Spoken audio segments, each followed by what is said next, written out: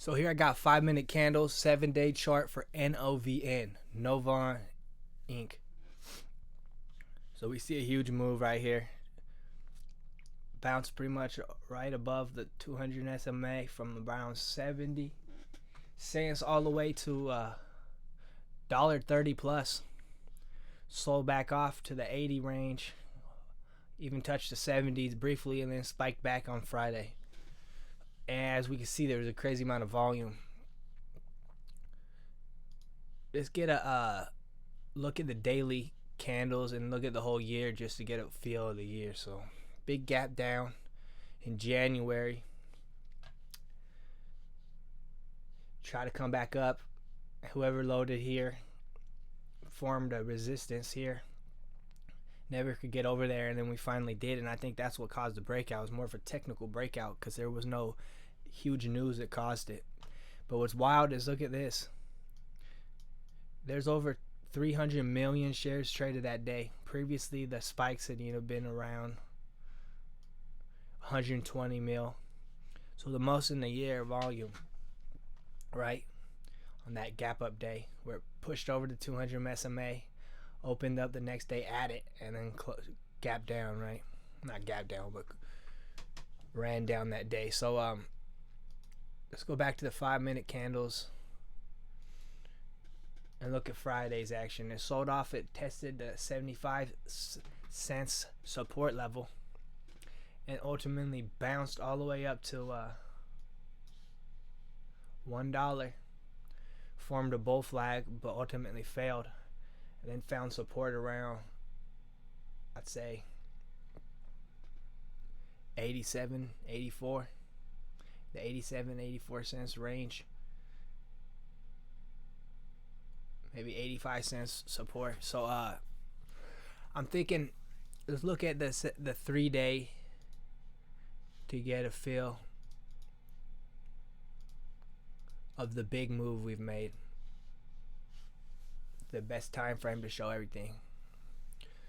So it breaks that 1 point, breaks out, pushes all the way to 130, sells off all the way down to 83, bounces slightly, but then forms a downtrend, right?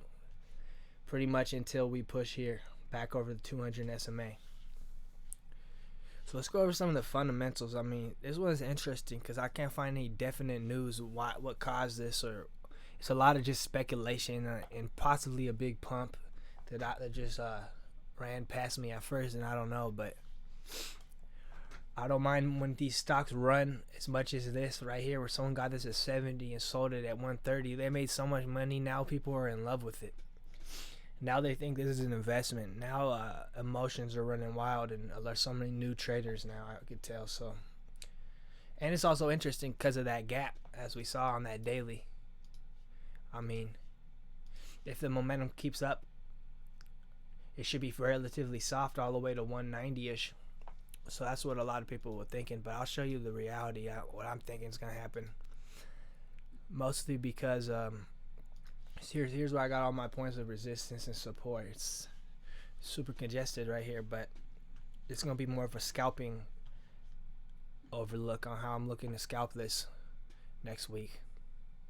So let's go over first of all some of this.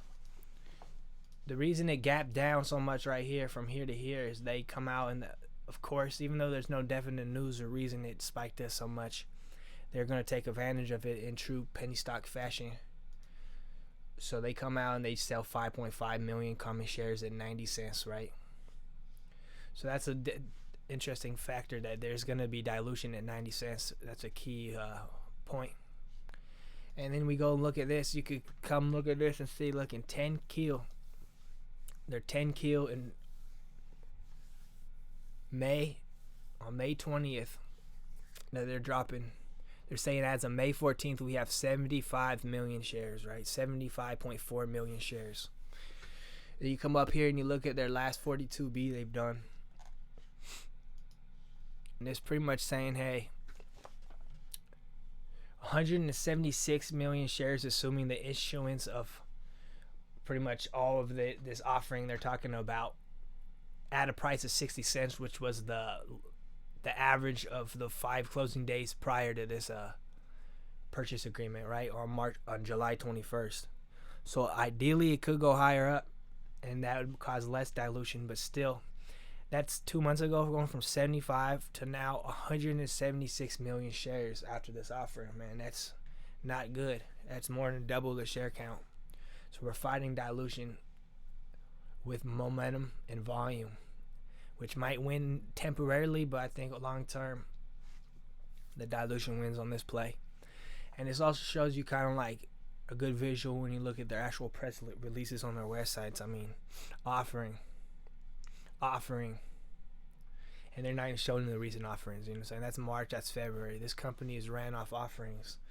And then I always go back, I look at this site called Split History to see how many reverse splits they had, and it's positive they don't have any. So if you had 1,000 shares in the Gecko, you still have 1,000 shares, but your $10,000 you purchased,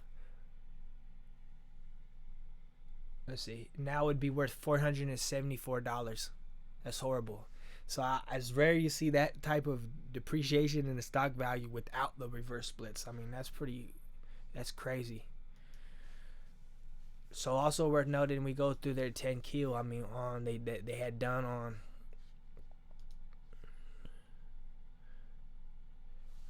in May. And let's look at this. I mean, look at the revenue in thousands. So they got $1 million in revenue from license and collaborations. Their total revenue was $1.2 million for this quarter. So you think they have a $1.2 million in revenue in a quarter? Say they get that every quarter. That's $4 million in revenue. They got 175 million shares after this offering. That's a bad valuation to me. It's going to be hard to rise this stock when people look into the numbers. So I think what it's going to be, it's a perfect situation. I like these stocks that run up a lot. People fall in love with. They keep buying and falling in love, and when it bleeds, they just get more down, and it forces them to average down, causing bounces, right? Plus, so many shorts are attacking it, it will be extreme sell-offs, which causes bounces. So I've been just buying the lows, working off the low days, locking 4, 5, 7, 8%, and sometimes 10, 5 minutes, you know. Sometimes you had to sit for an hour. Sometimes you sit there for 2 hours. You can't play it perfectly, and it's not an exact science, but these are the type of plays I like, and it's that range I like where it's in the 70 to $1. So you're in the 70 cents, you just need 7 cents of profit to make 10%. It's not as vicious on these 20-cent stocks where if it falls real quick 2 cents, you're just down so much. You're already down 10%. You know what I'm saying? You have a lot more time to get out. You get in 75 cents, you have all the way to 72 or 73 cents to get out. So it's a lot of time for a mental stop to just be disciplined at. It's less hard, but also offers a lot of volatility on the upside. You can make a lot of money scalping these. So what I've noticed is, we all know supports becomes resistance. So I'm just talking as of Friday's close. It closed at 87, so I'm going to put the first support it needs to hold is right here. It's on the 200 SMA, and it's previous support all through here. And it's going to be the 85 cents range. 85 to 84. Right? That doesn't hold, I'll be looking for 81 to hold. If 81 doesn't hold, I'll be looking for the 78. If 78 doesn't hold, I'll be looking for the 75. So those are all loads I'll be looking for if the one above it doesn't hold. As a price targets, say it holds this 85, 84 cents level. I think it's going to be heavy around 87 cents. So if I get in at 84, every time it goes over 87, I'm putting my stop loss there, and I'm not going to let it drop underneath me, because then I could take my profits and reload at 87 and just rinse and repeat until it can hold over 87. Next one, I'm going 90 is going to be a little heavy. So these are real tight, but you got to think that's more than 3%. So on that intraday scalping perspective, there's no reason to miss your profits on this one going for this one. You know what I'm saying? I'm locking profits at each one of these, or at least I'll let it go to the next one, but I'm not gonna let it drop underneath it on me. as I'm trying to make clear on all my videos. So 87, 90, 93, 96, the $99 range is also going to be heavy at 102, 108, 115, 120, then 130-ish.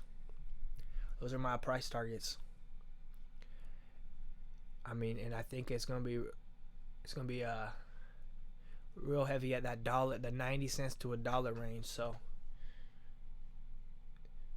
it's worth noting because people had loaded that on Friday and then now they're already down again. So I'll be probably looking for ideally the 78 cents. The 78 cents, 81 cents bounces back up to the 84 and 87s. You know, that's going to be probably my majority of my plays on this till next week, I'm thinking. Unless, but if it jumps right over that 120, I mean the 120 and the 130, we got to look at the daily and we see the year. I mean, it could be soft all the way to $1.90. So if this breaks $1.30 with a lot of volume, it could get ran pretty fast and high up to the $2, which I probably think it would get rejected at, but it's worth watching after such a big gap down. But also worth noting, check the 5-year. I'm saying, look at what we're working with. Imagine if you loaded this gap down thinking that for sure it was going to come up. Here you'd be. You'd be from that with a 5+ average under $1, hating yourself. So trade smartly, you guys. Let's go.